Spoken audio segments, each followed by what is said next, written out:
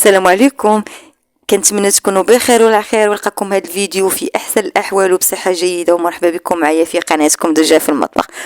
اليوم ان شاء الله غادي نقدم لكم واحد الطبق ديال المقارونيه او لي بات كيجي بنين ورائع. نتمنى ان هذه الوصفه تنال الاعجاب ديالكم وفرجه ممتعه. اذا غادي نبداو على بركه الله. غادي ناخذوا الطنجره وغادي نوضعوا فيها الماء هنا حتى تغلى لينا. خديت هنا 500 غرام ديال المقارونيه او لي بات من النوعيه الجيده. من الاحسن تاخذوا من النوعيه الجيده باش ما تعجنش لكم. هنا كيبقى الكميه على حسب الافراد، ممكن انكم تنقصوا او تضاعفوا الكميه.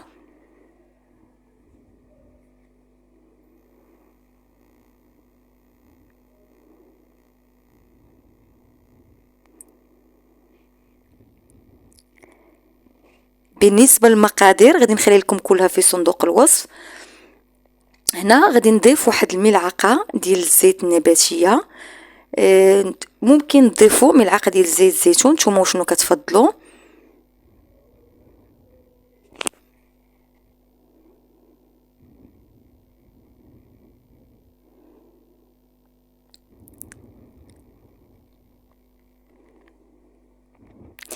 هاد الطبق راه كيجي بنين البنات، نتمنى انكم تجربوه كوجبات غداء او عشاء، نتوما وشنو كتفضلوا.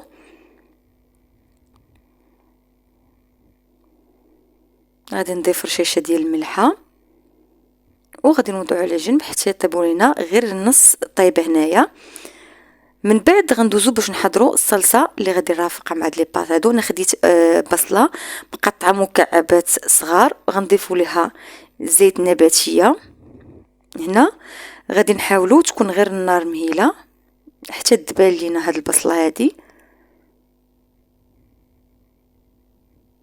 غادي نبقى نحرك باستمرار.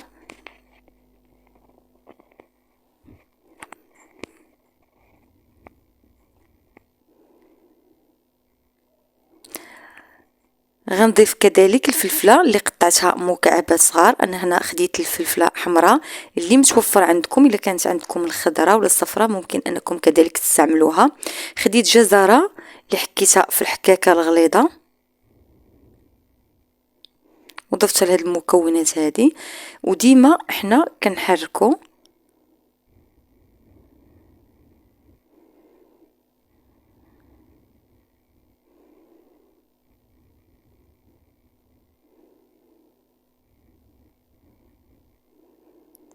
هنا ضفت الكفته او اللحم مفروم اللي متوفر عندك. الا بغيتي تبرع راسك ضيفي الكفته، الا ما كانش متوفر عندك ممكن تضيفي صدر ديال الدجاج. انا ديما كنقول لكم اللي متوفر عندكم. وكيف ما قلت لك الا بغيتي تبرعي راسك وحتى وليداتك.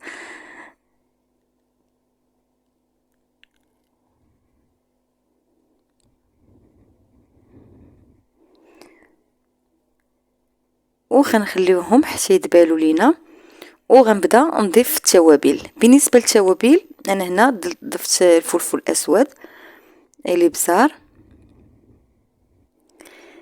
سكينجبير، وضفت كذلك الكركم والقليل من الملح على حسب الذوق. وغنبقاو نحركو مزيان.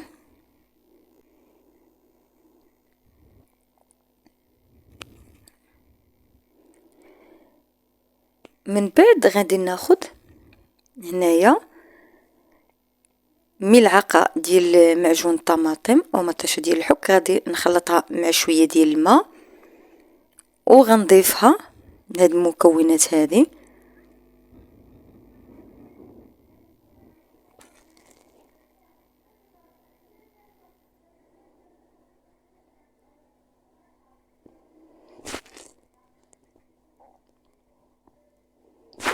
انا هنا غادي ناخذ من الماء اللي كطيب فيه لي بات ديالنا، بحكم انه كيضيف واحد البنه هاد الصلصه هذه اللي كنرافقوها بها.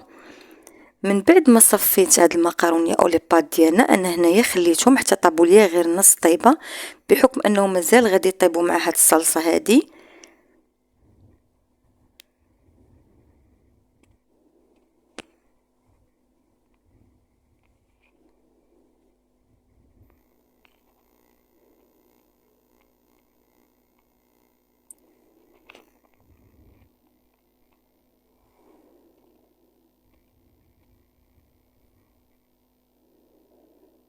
وغادي نكمل الكميه اللي عندي، وغادي نبدا نخلط المكونات كلها، نلبس هاد لي باط هادو، هاد الصلصه اللي حضرتها. ديما حنا كنحركو.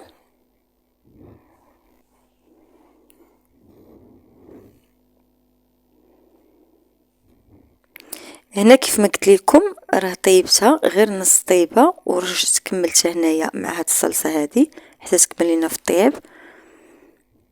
غادي نوضعها على جنب هنايا ونخليها تكمل لينا كيف ما قلت لكم في الطياب ديالها. غادي نغطيها. من بعد ما اكتملت ليا في الطياب،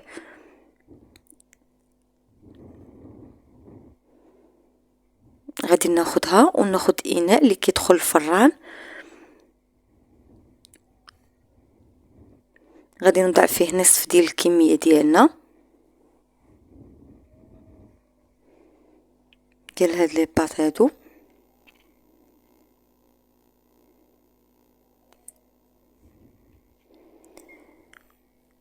هنا انا خديت صلصه البيشاميل اللي حضرتها من قبل، والكل كيعرف يحضرها. انا غادي نعاود نقول لكم كيفاش كتحضر. كناخذوا ملعقه ديال الزبده وزوج المعالق ديال الدقيق الابيض، كنلبسوه مزيان، وكنبداو نضيفوا 500 مليلتر ديال الحليب بالتدريج حتى نحصلوا على واحد الصلصه ديال البيشاميل. وانا كنظن ان كاع يعني السيدات كلهم كيعرفوا يحضروا هاد الصلصه هذه اللي كتضيف واحد اللذة لهاد الطبق هذا. وخديت كذلك هنا جبن ديال الإدام وديال الموتزاريلا اللي متوفر عندكم. الا كان غير ديال الموتزاريلا ممكن انكم تكتفيو به. غادي نوضعو فوق من صلصة البيشاميل، وغادي ناخد الكمية اللي تبقات ليا ديال هاد المقاروني ديالتنا.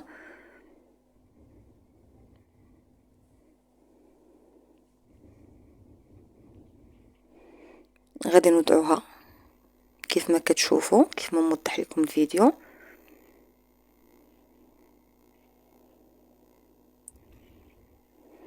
ونضيفوا النصف ديال الكميه اللي تبقات لينا ديال الصلصه ديال البيشاميل.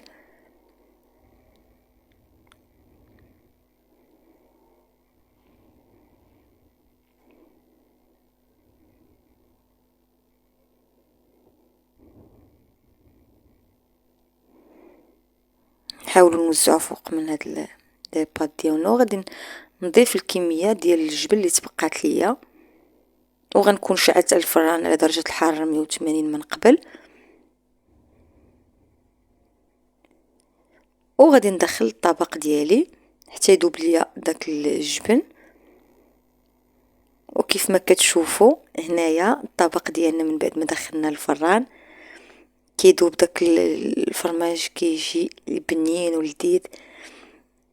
وكان هذا هو الشكل النهائي ديال الطبق ديالنا اللي فعلا كيجي اكثر من رائع، وكيستحق منكم التجربه. وانا اكيده انكم الى جربتوه غادي ينال الاعجاب ديالكم. انا هنايا غادي نوضح لكم كيفاش جا لذيذ لذيذ لواحد الدرجه ما تصوروهاش. واحد التعليكه وبنه فيه ولا اروع كيف ما كتشوفوا.